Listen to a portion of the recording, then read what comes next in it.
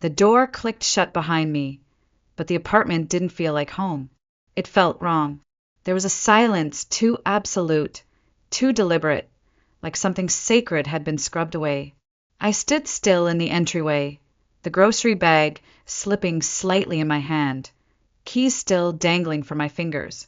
The evening sun slanted through the window, but it illuminated nothing familiar. Her bed was gone. The soft beige cushion with the embroidered name Maple that usually sat under the sill vanished.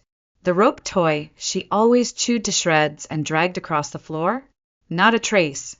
Even her food and water bowls, perfectly placed beside the kitchen counter, were gone. I dropped the bag.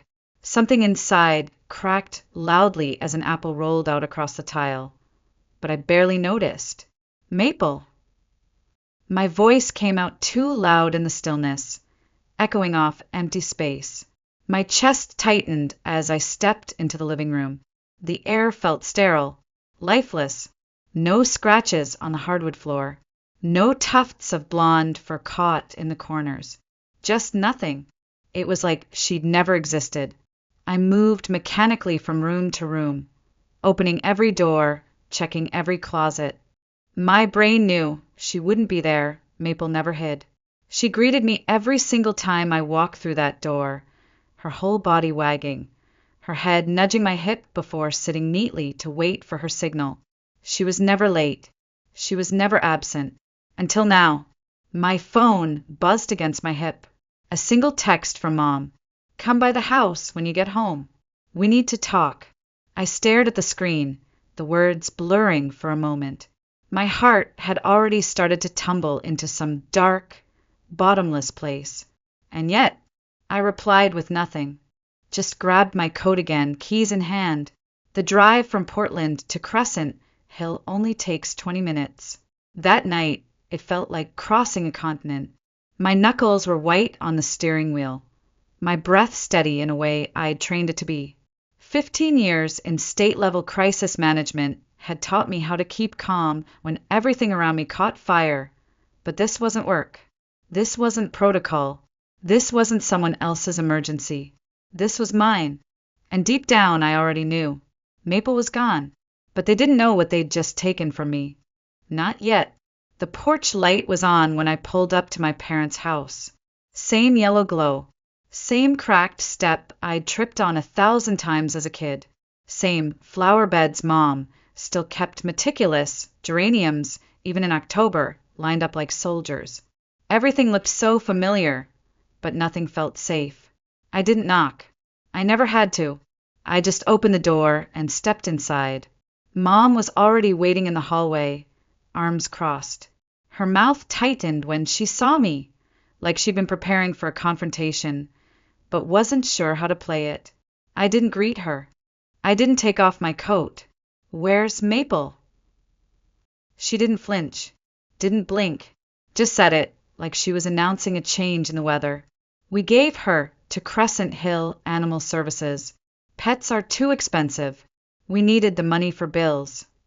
For a moment, I didn't move, didn't breathe. Then I nodded just once. Bills are important. That startled her. I saw it, the flicker of surprise, even a little smugness rising behind her eyes. She thought I'd understood, that I was being reasonable, that I'd rolled over. She stepped aside. Come in, we'll explain. Dad was in his recliner, feet up, watching some rerun of a game show. He didn't look at me, didn't acknowledge me, but he didn't mute the TV either. That was his language. Quiet agreement by inaction. I sat on the edge of the couch, still wearing my coat, hands folded neatly in my lap. I stared at my mother. She was already shifting into explanation mode. You know how tight things have been. Your father's medications went up again. The mortgage, utilities, food. And with you always buying that high-end dog food, those toys, the vet appointments, it just wasn't practical anymore. She was mine, I said, voice steady. You're always so logical about things, Harper. You always said we needed to budget better. This is budgeting. I smiled faintly. She'll be fine, Mom continued. She's a beautiful dog. They said she'd find a new home, quickly. probably with a family who can actually afford to care for her. A jab, a message. They weren't just trying to save money. They were trying to punish me for prioritizing Maple, for not handing over more when they needed it. I kept my voice calm. How much do you think you'll save? That lit her up. Mom loved numbers, loved being practical. Well, just the food alone was $60 a month. Then that ear infection last spring? $200. And don't even get me started on grooming. Dad chimed in, still not looking at me. $40 every 6 weeks. For what? Mom added, you spend more on that dog than we spend on groceries. Honestly, Harper, it wasn't even necessary. She's just a pet. Just a pet. I felt my nails bite into my palms, but my expression didn't change. I let her finish, let her feel triumphant. Then I said, you're right. Those expenses do add up. Her eyes lit up, victorious. I knew you'd see it logically. I nodded again. She was just a pet. And in that moment, they truly believed they'd won. Back at my apartment, the silence felt deeper. Not the emptiness of absence, but the weight of betrayal. I didn't take off my shoes. I didn't sit down. I walked straight to the filing cabinet in my home office, pulled open the drawer labeled medical and legal, and began sorting. Everything was there. Maple's service dog certification from Cascade Service Animals in Colorado. Her state disability registration, listing me as her sole handler. The federal documents classifying her as durable medical equipment under the Americans with Disabilities Act. The psychological evaluation from 2 years ago, the one that formally diagnosed me with chronic PTSD related to prolonged secondary trauma in crisis intervention roles. Even the receipts, $25,470 in total. Tuition for her training, travel for handler boot camp, equipment, follow-up sessions. They thought she was a luxury, like a designer handbag I'd splurged on after a rough week. But Maple wasn't about comfort. She was about survival. I had never told my parents about the diagnosis, not when the flashback started, not when I began avoiding loud restaurants and public gatherings, not when I started sleeping on the floor by the door during storm season. To them, I was just their practical daughter, the one with the stable job, the steady paycheck, the logical mind who always picked up the phone when things fell apart. They didn't know about the first panic attack at work, or the way Maple would nudge my knee just before it hit, anchoring me back with her presence. They didn't see her press against my body at night to keep the nightmares at bay. They didn't know the way she positioned herself behind me in checkout lines, creating a bubble of space so I wouldn't spiral from sensory overload.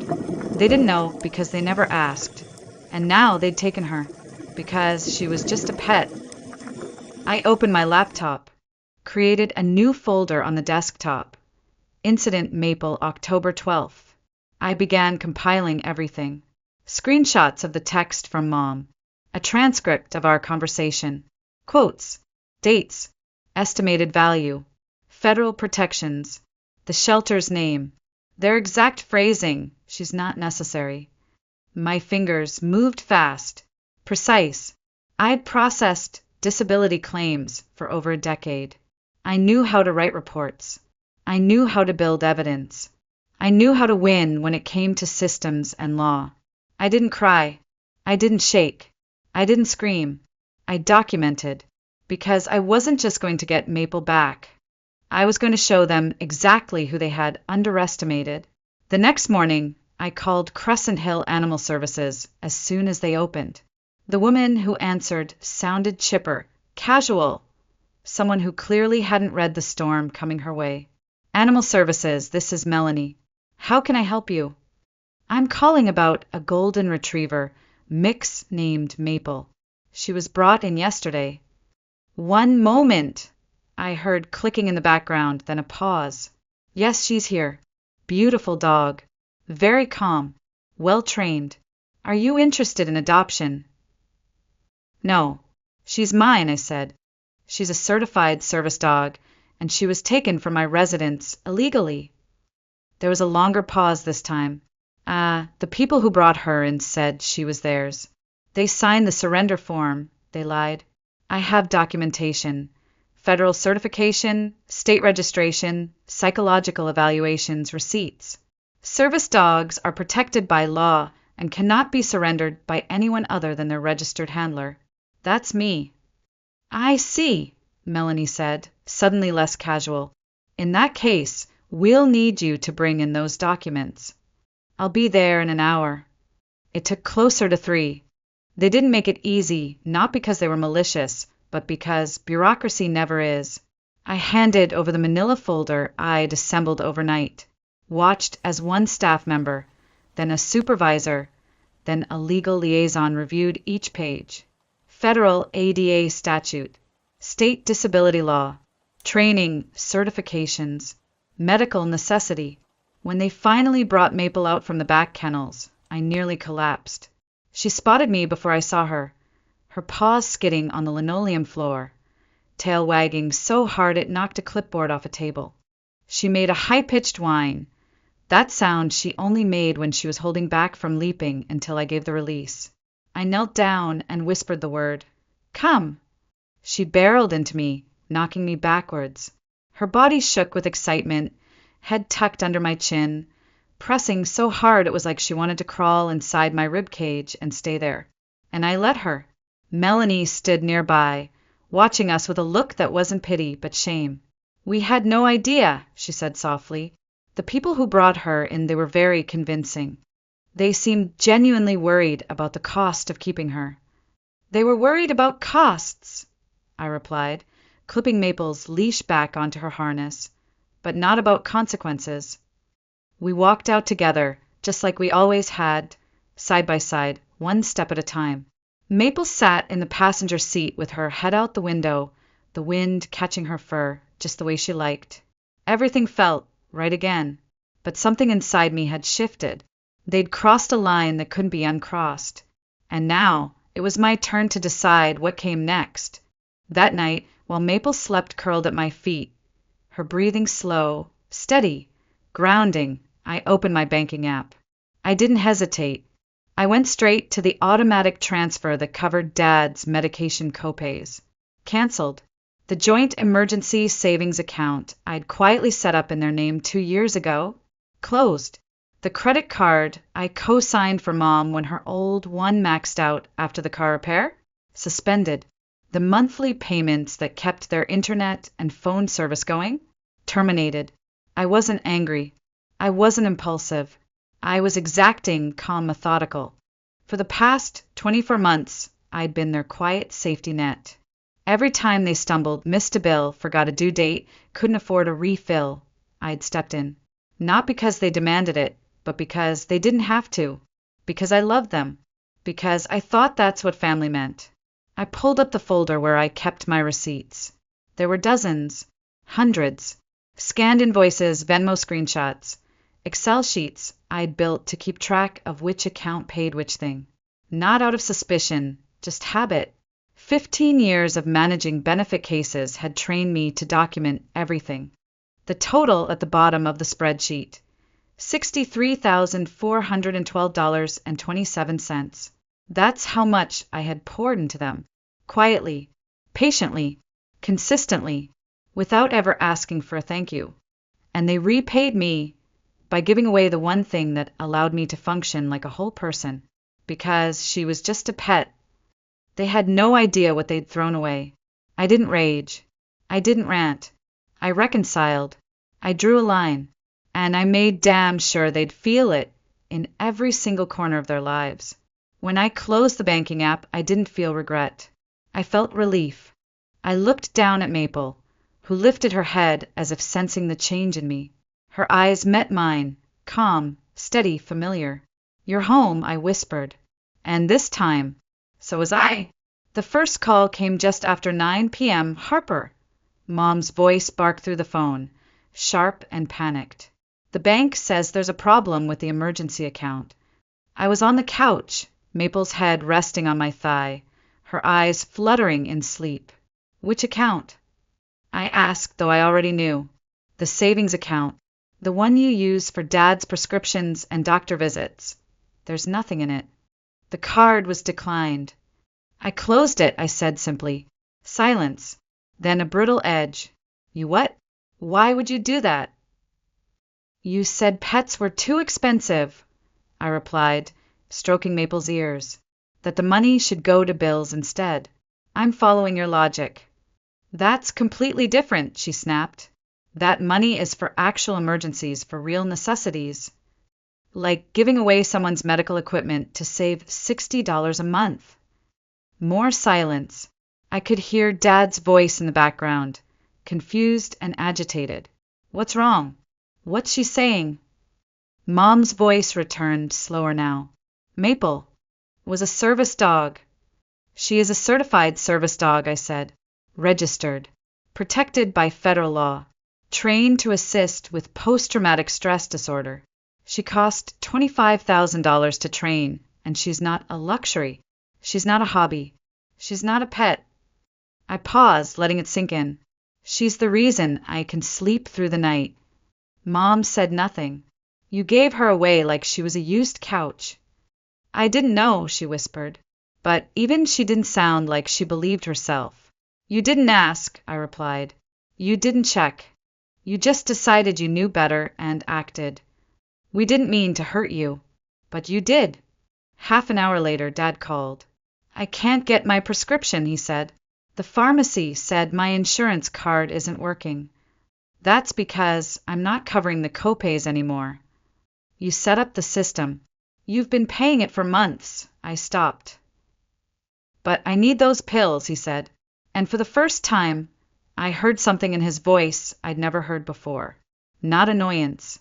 Not disappointment. Not anger. Fear. Then you should have thought of that before you gave away my dog. He was quiet. Just a dog, he said finally, almost like a prayer. I stared at Maple, who looked back up at me, sensing my pulse spike. She pressed closer. She's a $25,000 service dog, trained to keep me alive, I said. But to you, she was just something inconvenient. I hung up without another word. No screaming. No dramatics. Just silence. And on the other end of that silence, they began to crumble. They showed up at my apartment the next morning. I saw them through the blinds, parked in their old SUV, arguing in hushed tones. Mom's hands waved in frantic gestures. Dad stared straight ahead, unmoving. After 10 minutes of visible debate, they finally climbed out and came to the door. I didn't open it right away. Maple stood beside me, alert but not tense. She didn't growl. She didn't bark. She simply positioned herself between me and the door, solid, steady, exactly as she'd been trained. When I finally opened it, I didn't smile. I didn't step aside. We need to talk, Mom said, her voice brittle from sleeplessness. Her eyes were red, swollen. Dad looked exhausted, shoulders slumped, hands wringing his old ball cap. I said nothing, just looked at them. We didn't understand about Maple, Dad said first. About her being medical equipment. Her name is Maple, I corrected. Right, he nodded. Maple. Mom stepped forward. We thought you were just spoiling her, spending too much money on a fancy dog when family needed help with real things. So you took her, I said flatly. She swallowed. We thought you'd understand, eventually. I tilted my head. Family should come first, right? Blood over everything. Dad nodded slowly. That's all we were trying to do. And when I asked, did you decide I wasn't family? That stopped them. The silence between us wasn't cold. It was heavy like a collapsed ceiling. Behind them, I heard footsteps. Trevor. Of course. He lingered in the hallway, wearing sweatpants and entitlement. This is ridiculous, he said. Okay, sure, they messed up. But cutting them off over a dog? Seriously. I didn't look at him. I kept my eyes on Mom. Tell me something. Did you ask me before giving her away? She opened her mouth. Did you text? Call? Leave a note? Anything? No answer. Trevor stepped into the room uninvited. Come on, Harper. This is psycho. They raised you. They're your parents. I turned toward him. And I've supported them financially for 2 years. Paid the mortgage, the meds, the food, the heat. I didn't ask for praise. I asked for respect. He scoffed. It's just a dog. I looked down at Maple. Her ears twitched, reading the tension in the room. Eyes fixed on me, ready to act if I needed her. She's the reason I can leave the house. The reason I can work. The reason I didn't collapse after years of carrying all of you. Trevor opened his mouth again. I raised a hand. You don't get to talk about loyalty when you've never lifted a finger except to dial my number for help. The room froze. Even Trevor didn't have a comeback for that. And for the first time in years, they were finally listening. The unraveling wasn't loud. It wasn't dramatic. It was slow, methodical, and irreversible. Within 3 weeks, the mortgage default notice arrived at their doorstep. I didn't send it, obviously, but I recognized the formatting. I'd processed enough eviction prevention cases during my time in public service to know what came next. 2 weeks after that, Dad's medication ran out. Aunt Carol called to tell me he was having dizzy spells, but refusing to go to the ER. He says he's fine, she whispered, but I saw him nearly collapse just walking to the mailbox. I didn't respond. Mom's car broke down again. This time it wasn't the transmission, it was the alternator. She tried to get a repair estimate and was denied financing. I knew this because she left a voicemail that started with, I know you're upset, but we really need your help this time. I deleted it before she finished. Trevor moved back in. I found out through a neighbor who sent me a picture. 3 adults now crammed into a 2-bedroom house with no air conditioning, no working stove, and no plan. They were unraveling, and I wasn't doing a damn thing to stop it, because for the first time, it wasn't my job to fix everything. They'd spent years depending on my silence, on my steadiness, on my sense of duty. They thought I'd always show up, always patch the holes they poked in the boat. They thought I'd always put them first, even when they treated me like I was expendable. But when they gave Maple away, without consent, without discussion, without a trace of regret, they sent a message loud and clear. You don't matter. Not as much as our bills. Not as much as our pride. Not even as much as $60 a month. Now the message had been returned. And this time, it came with consequences. I blocked every number that came through. I ignored every voicemail. I left unopened every email with a subject line like, just one more thing, or please read. Because it was no longer about punishing them. It was about protecting myself. For the first time in years, I wasn't exhausted. I wasn't anxious. I wasn't bracing for another crisis. I was just free. And in the quiet of that freedom, while Maple lay stretched across my living room rug like she owned the world, I realized something. I hadn't lost a family. I'd just finally seen them for who they really were. It was a Tuesday afternoon when I saw her again. I was at the local grocery store, picking up Maple's favorite chew bones and a few things for dinner. The store was quiet, midweek calm, the kind of peace I had grown to love. I was halfway down the cereal aisle when I saw her. Mom. She was standing alone near the end cap, clutching a handful of paper coupons. Her cart was barely filled, mostly generic brand items, all marked with discount stickers. She didn't notice me at first. Not until I moved closer, reaching for a box of oats. Her head snapped up. Her face shifted through a storm of emotions. Shame, surprise, something dangerously close to hope. Harper, she said softly like a prayer. I said nothing. You look well, she offered. I heard you bought a house. I did, I replied. Big yard. Maple loves having space to run. She flinched at the name. I saw her fingers tighten around the cart handle. That's good, she said. Really good. The silence stretched between us, heavy and awkward, like we were strangers in a shared dream we didn't want to remember. I want you to know, she continued, we understand now, about Maple, about what she really meant to you. Do you? I asked. She nodded eagerly. We were wrong. We made a terrible mistake. I looked at her, really looked. She was thinner, older. Her eyes, once sharp and calculating, looked tired, like someone who had cried more in the last year than in the rest of her life combined. Is there any way we can fix this somehow? She asked. I took a breath. My voice came out quiet but clear. I don't know. She blinked, caught off guard. But we're trying now. We want to make things right. We finally understand. Do you? I repeated, because trying means more than regret. It means understanding that Maple isn't negotiable, that my boundaries aren't suggestions, that my disability is real, even if you can't see it. She hesitated, then nodded again. We do. We really do. I watched her, searching her face, not for sincerity, but for what had really changed. And then I asked, what's different now, besides your financial situation? She didn't answer. Not right away. Finally, she said, living without you changed things. Seeing what it really costs to handle everything ourselves. And Maple, she's not just important to you. She's necessary. We didn't get that before. I gave a small nod. No, you didn't. Then I turned and walked away, leaving her standing among the off-brand cereal boxes, an outdated apology.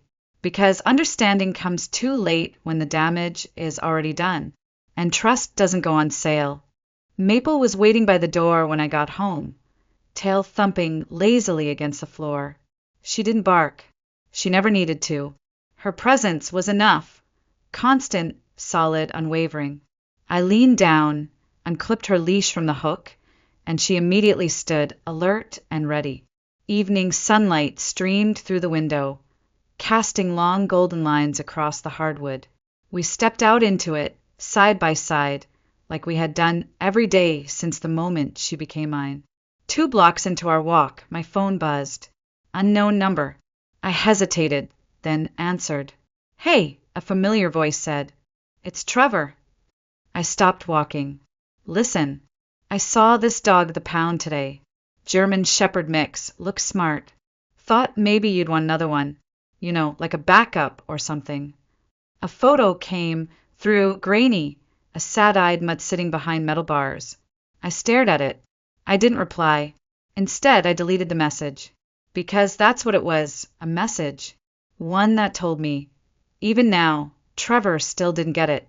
That to him, Maple was replaceable, interchangeable, that a $25,000 medical lifeline could be swapped for any dog with a heartbeat. He hadn't learned a thing. But that wasn't my problem anymore. I looked down. Maple was sniffing a patch of dandelions, blissfully unaware of how close she'd come to being erased. Or maybe not unaware. Maybe she knew everything in her quiet, knowing way. She looked up at me just then, brown eyes calm, ears twitching at my smallest movements. She'd always known when I was on the edge, and she'd always pulled me back. We kept walking, past the picket fences and blooming hedges, past the children playing hopscotch in fading sunlight. My shoulders relaxed with every step. My breath eased. My chest felt lighter. My phone was back in my pocket, silenced and forgotten. At the end of the block, we turned toward home. Our home. Because this wasn't just about Maple. It wasn't even just about the betrayal. It was about finally realizing what I deserved. Respect, autonomy, peace. And no one, not even blood, got to take that from me again. Maple trotted ahead, slightly, tail swaying like a banner. And for the first time in years, I was exactly where I belonged.